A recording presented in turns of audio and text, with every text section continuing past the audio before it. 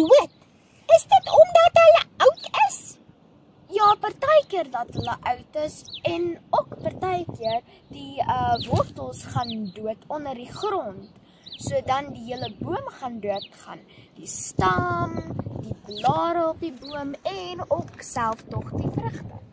Ag, dis so hartseer, Gracie. Veral as dit 'n groot, mooi boom is, nee?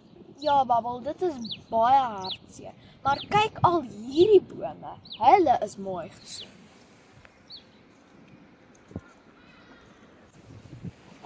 Babbel, ek het die Bybel saamgebring. Kan jy asseblief vir ons Matteus 7 vers 17 lees? Ja, Gracie, kom ek lees gou vir ons.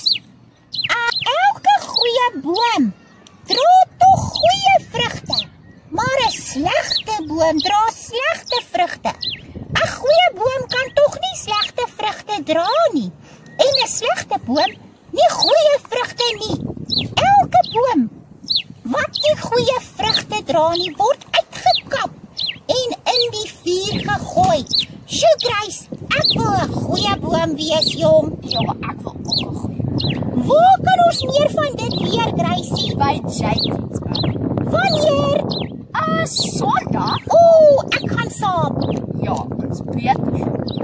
Okay, Gracie.